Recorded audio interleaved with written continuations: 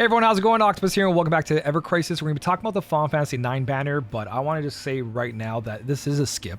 It really is. Even if you're someone who wants to OB10 the weapons, finish them off, to get that extra little bit of like, what is it, 180% from OB6 to OB10 on Zidane's sword, it's not really worth it in my opinion. I kind of want to get you guys right here in the beginning of the video. I'm going to talk about where it is viable and how it works, but I'm also going to talk about why investing in other places is better. Because I currently own OB6 Zidane with costume and OB6 Amaranth Claws with costume on both of these characters, and they did help. Very niche bosses, and we'll talk about it in the video, but overall, if you're worried and you're thinking to yourself, what should I do? Should I upgrade them further? I have OB1, I have one copy, should I get more? Anniversary. Honestly, I guarantee you'll feel much better skipping everything until Anniversary.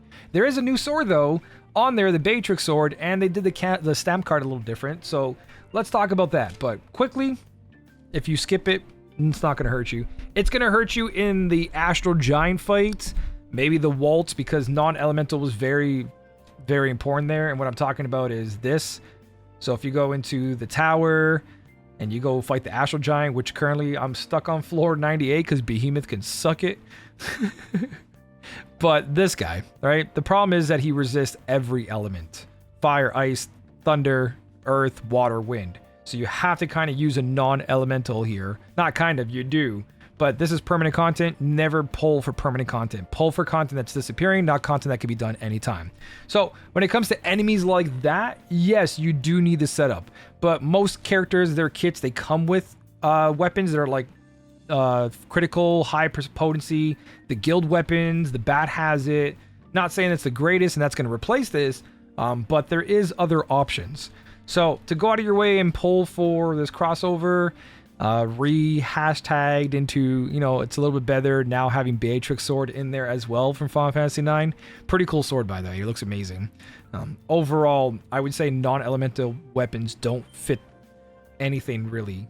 If you compare this percentage, we have elemental weapons that hit this potency, and they also have buffs. Like, let's just take Tifa. Tifa's fire setup, right? Or water setup. She can boost water attack up, lower water defense, where these weapons only have defense down and attack up.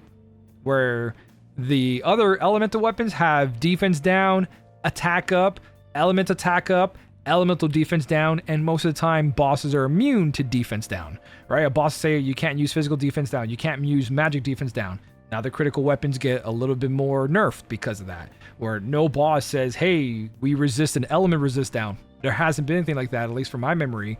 So elemental just has higher potency, right? You get that weakness bonus damage, you get double buff and debuff, right? So it makes sense to skip anything that is like this and just go for elemental builds. Every blue crystal you waste here is one less elemental build you could have built. You know how you're missing a wind setup? That could have been your wind setup. You know, you're missing a fire setup. If you have one of each element, you clear a lot more content than just having a non-elemental. And I know that non-elemental can hit anything. It will never do the damage an elemental build can do. Now, you rely on that crit. If a crit does go through, yeah, but it's so much more consistent just having an element. So, in my personal opinion, owning them, again, the Final Fantasy 9 Waltz fight, that Astral Giant, and I think one other boss is where I needed these to pass that content, which is a very small percentage compared to the rest of the game. Is that going to change in the future? Probably. Is there going to be a guild battle where you have to do non-elemental? Probably, especially with the bat in the guild weapon exchange. But these weapons specifically, let's actually jump in and talk about it. Now that I've dumped all that information on you, right? Kind of give you an idea. Even with the boost and everything here on the costumes, which I currently own, these are really good costumes. Don't get me wrong. I'm using them to survive in harder fights because having that extra HP is crazy good. So that extra boost to HP, and this is kind of getting maxed out just from our abilities on weapons you're going to use anyways. Like Monster Hunter Sword uses this weapon. I mean, this R ability. So having that on the costume isn't the biggest thing. The Cowgirl one was a lot better. Tifa's over here. You can see Cowgirl one has an automatic 15% versus, again, just putting towards the pool that's very small. It's only 55. But survivability, again, was really nice. So I did use this for the tower, so my characters could survive, especially against the Astral Giant and the Behemoth, right? Without them, I would be missing a lot of HP and I have to put those in weapons and I start losing damage. So they have their place. The survivability plus damage up, it has their place, but it's nothing crazy. Amaret Claws at OB6, 630 damage, at OB10, 720 damage. So you're not going to really use it for its damage. It's going to do some damage, but not a lot. Physical attack up is to high, and then you've got mid to high only for magic attack down. Personally, I would rather have seen physical attack up, physical defense down, and then this would make more sense, right, for the 4 ATB. But you're relying on the enemy having a magic attack and not just physical attacks. Also, your HP has to be above 50% on top of it, and it's not high immediately, making it very awkward. R ability these weapons are fantastic. I love these R abilities on Zidane's sword and the Amaret Claws. But overall, pulling for these weapons, just for what they are now, compared to what we already have, a lot of this is already being power crept. And it doesn't have to be like huge power crept. Like, they're on par now. Normal, non-limited weapons are on par now. Speaking about limited and all that, you can see that Zidane's sword here and Amaret Claws are on the wish list. And that is because they did something different, which is kind of cool. I really like this. It takes away from the actual wish list itself, but they're also not featured. So if you go to the odds and you look at this, Beatrix Sword, Butterfly Edge, Sky Splitter, Zidane's Sword, not featured. So it doesn't take up a slot. What it does do is only make it 6 weapons that are 1% up versus your normal 7 weapons. Because Beatrix Sword is still in there, it still has 6 weapons. So your 5 wish list plus that. So I was talking about this in stream and I was like, there's no way. So I took them off and I was like, oh yeah, they're not featured. So they're not featured, but they are wishlistable, which means that's 2 less wishlist weapons to kind of stop you from OB6 to OB10 in this weapon very early. And the stamp card is very nice. I think this is very generous and it's very good for them. If you are someone who's going to pull for Zidane or Amaret setup for Tifa, this is great, right? Having these 2 off in 3 stamps and then another copy over here in the 6th slot, and then you get a costume. That's 2 guaranteed weapons and a costume, not including any of the RNG, especially because it's in the wish list now, reducing it by 1 RNG chance. And then you get more double slots over here. Again, you can put them over here. So like if you get both costumes, you're guaranteeing yourself 1, 2, 3, 4, 5 of Cloud and Tifa. So for Cloud and Tifa, if you do want these weapons because Astral Giant, Waltz, or anything in the future that you need non-elemental, these setups will work for non-elemental. They're amazing at what they do. But if you're only here for like the Beatrix Sword, which is really good, it just doesn't come with a costume, and I'm worried about this because last time this happened was Red 13. Red 13 got his costume, which was the Hellhound costume, which I own, and then his weapon came separate. So here's a little warning / I hope they don't do this, and obviously they are doing this, but Zack is going to get an Arcanum, and if he gets an Arcanum, it's going to end up like this. Red 13 got a costume, and they said the weapon will be later. They separated the weapon. Fire and Ice ability damage 15%, Fire Ice resist 20% HP on there. And then they released the Fire and Ice resist weapon with Fire and Ice materia. So the weapon should have been with the costume. They didn't put these 2 together. I don't like that. I hate that. I don't know why they did that. Every other character, every other banner, the costume was with the weapon. I think Red 13 was the first time that they separated them for some reason. And now we're back over here where it's odd that Beatrix Sword and Zack doesn't have a costume. Guild battles coming up. Next one is going to be Physical Wind. Here's a Physical Wind weapon that has 940% potency, 1.2 damage, going to 1128 if I can remember properly. It's got an X sigil, which is really good physical attack, really amazing R abilities, right? Great weapon, 10 out of 10. Is it worth a limited weapon? And the reason I say it's limited, because if you go into the draw or the notices, I believe I can do it from here. I don't ever try to go this way. Yeah, there it is, notices. So under notices, it says right here on his new crossover limited weapon, Beatrix Sword. Right? So feature weapon, it's new crossover limited. If this was a basic weapon, I would say that you can enhance anytime you want, get them through tickets, yada, yada, yada. It is fantastic. The fact that it's limited kind of has me baffled because is it Tifa's fire or Tifa's water?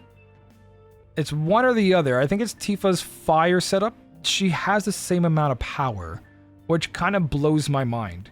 That Zack's weapon over here is limited and Tifa is not limited, and they're rocking the same amount of power. Is this it? 940 magic fire, 1.2 damage.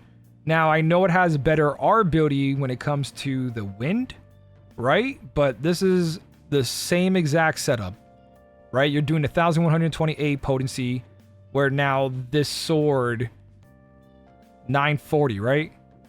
940, 1.2.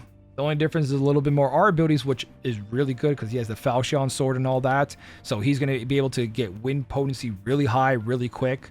The combination is going to be crazy good, but there's no costume to go along with it. And it's under limited, which is so weird, right? Besides that, I think it's a fantastic sword. It's really good. And Zack's setup for wind is really incredible. He's got a lot going for him.